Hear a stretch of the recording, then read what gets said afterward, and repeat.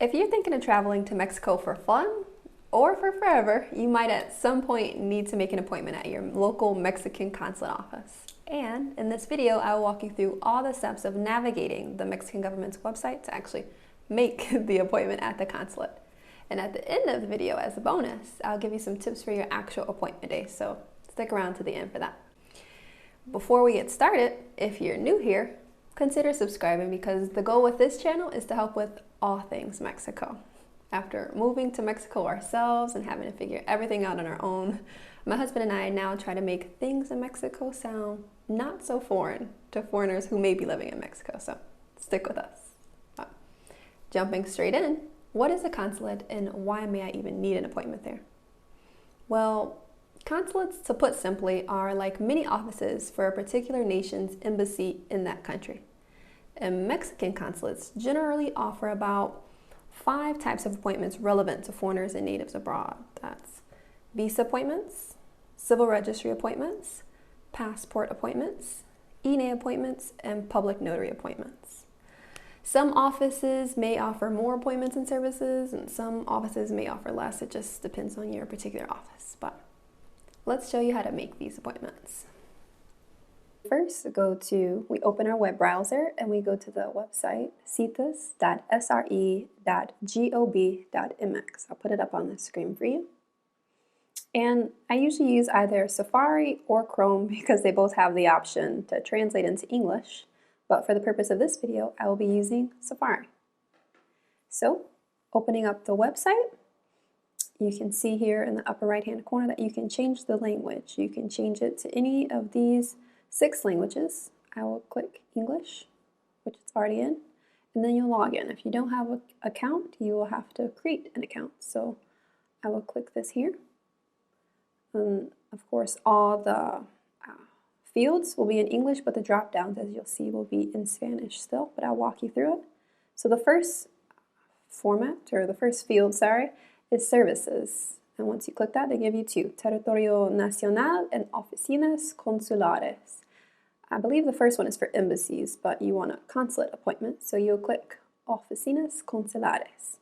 So next, you go to the country, and the country here is where your local consulate is, your closest one or your preferred. It won't matter in the end, and we'll show you more of that in the video, but for here, I will click the United States, and because the drop down is in Spanish, United States is Estados Unidos de America. The state, you can select whichever state you want. I already have an account, so I'll select random state. I will select Illinois, and then just click randomly one of the default offices. I'll click Chicago, and then country of birth, self-explanatory, also United States. I would say Estados Unidos de America. And nationality, if you're from the United States, your nationality would be estadounidense. So I will click that. And the name, it's a little interesting. The name here, of course, your first name. I'll put my first name, Aaliyah. And then the last name, you'll see there's a section for father's last name and a section for mother's last name, but only the father's last name is required. For this, I would just put whatever your legal last name is, because that's what it will show up as. So whether you're married, whether you know your father's last name or your mother's last name or have it or not, I just put whatever your legal last name is in this field and not worry about the mother's last name. So I will make up a random one. What will I call it? My last name will be Brown. Okay, and then I will leave mother's last name blank.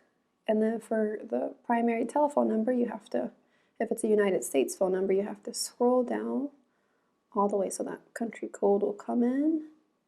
Here it is, United States, which is a country code of +1. Then I will enter in a random phone number. There we go. And then I don't have any alternate telephone number. Email address, I will do brown@gmail.com. And then the password. The note with the password here is the password must be between 12 and 45 characters long, have at least one number, one uppercase, one lowercase, and one non-alphanumeric character. So whatever password you may like. And if you want to make sure your passwords match, you just click there and it'll see they both match, and then you'll click register. I won't click register because I already have an account, But once you register, a screen will pop up and it will let you know that you've successfully registered. They will then shoot you an email where you can validate or verify your email, and then after you verify your email, you'll be able to log in. Okay, so I'll go back to this main page and I will log in with my email. And I will say with this one, so if you type your email in with all lowercase, it is case sensitive, so you can't have a capital letter when you type it in again. It has to be exactly as you typed it in once you registered. So once you have all that, you then click that you've acknowledged the terms and conditions, and then they'll pop up in English or Spanish. Then the blue box is checked, and then you hit start. It will then log you in, and it will give you this information confirmation. I then exit out of it. You'll see here that I have 2 appointments scheduled.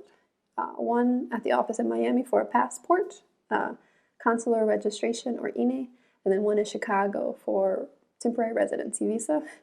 I just did that because I was testing the system earlier to make sure I'd be able to make more than one appointment for this particular video. But I will now show you how to schedule it. So you go to schedule here and you click it. This pops up. And then it depends on the country that you want it in. I'll show you the example with 2 different ones in the United States, but I'll also show you that it doesn't necessarily have to be in the United States. Let's say you wanted to, or you were traveling and you were maybe in Spain. Let's type in España. Let's see, we can make an appointment for España. Let's see, maybe Madrid. Let's see, oh, perfect. We'll make one for Madrid. And they have 1 consular office. And let's say I just wanted to make a passport appointment. Let's see, you see available procedures, and you make a passport. So then you would just select it and you continue with the prompts that I'll show you. Or if you wanted to make an appointment, let's say in China, in Hong Kong, let's say China, Hong Kong. And let's say you wanted to make, they only have 1 consulate office there, so let's see what procedures, let's say just wanted to make a visa appointment. That would be how you would do that, and you would continue with the steps. But back to where we are, let's say back to the United States. Let's make an appointment for, maybe let's make an appointment for a visa in Orlando. So let's type in the zip code 32804. You type in whatever zip code is closest to you, which one you prefer. And then you buscar, which is search. And then you just click the first one because they all will pop up if it has more than 1. So then here you'll see in Orlando they have 3 particular consulate offices in that location. And when it has more than 1 location, I'd say the most important thing to look at is the services offered there or available procedures, this 3rd bolded point. And if you just click view more, you'll see what they offer. So this furthest right one offers just passport, consular registration, and INE appointments. So let's say we want a visa, so we don't want that one. This middle one offers the same thing, passport, consular registration, and INE. We don't want that one, but this first one, or the far left one on the screen, oh, they do registro civil, visas, and public notary appointments. So we want visas, so we will select that one. So now that one, we'll select this one. Office confirmation, confirm it. So then we don't have a CUR. We're trying to get a visa to potentially get one. So we will agregar manualmente, so type it in manually. So this is where you type in your name again. So I'll type in Aaliyah Brown. That's not my last name, by the way. Brown. If you have a second last name, feel free to put that in. Date of birth, let's see, when do I want to be born? I will be born, I feel like 80s were a good year. I'm born in 80, let's say July 15th, 1980. My sex will be femenino. My nationality would be estadounidense, because I'm from the United States. My marital status is casado. Casada, meaning married. Do I desire to put my last name on the document, my married last name? I'll say no, because Brown would presumably be my married last name, so I'll say no there. But if you do say yes, they'll then give you a slot that you can put your married last name in. But I'll say no because that is my last name. So then the country of birth is also United States. So Estados Unidos de America. Province, let's just say Illinois. Let's say condado or county. I will be born in Brown County. Beautiful. And city, you don't have to put, there's not a province or asterisk there to be required.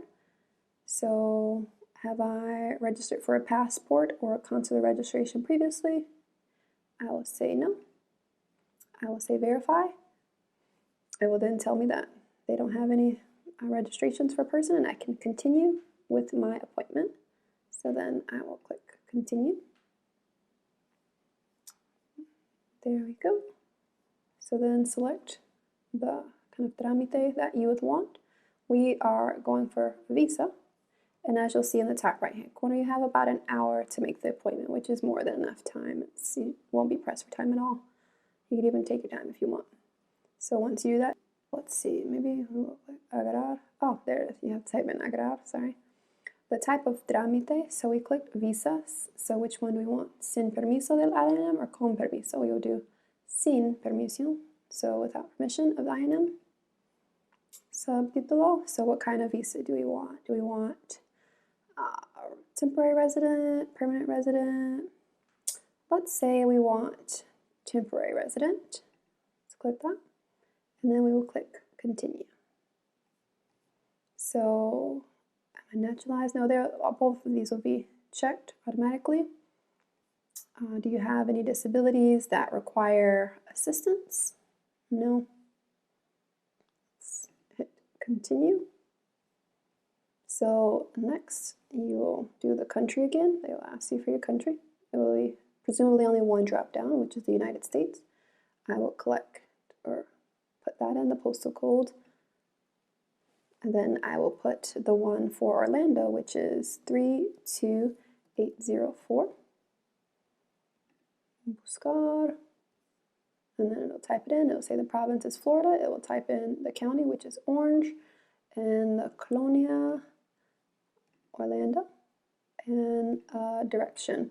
My address in Orlando, Florida will be 123 Brown Street. Okay. And then in the case of an emergency, they will also ask for an emergency contact. I assume if something happens at the office and they need to contact someone. Let's say the first name you can contact is Mr. and the last name is Brown. No secondary last name. His email is not necessary, but his phone number is. Let's say he also has a United States number. We'll drop down here. That will be his number, and he doesn't have a secondary one. Is it the same direction or the same address as the person who's applying? So yes. So there. So then we'll click continue. So it says, regrettably, spaces in this appointment has been finished for the moment.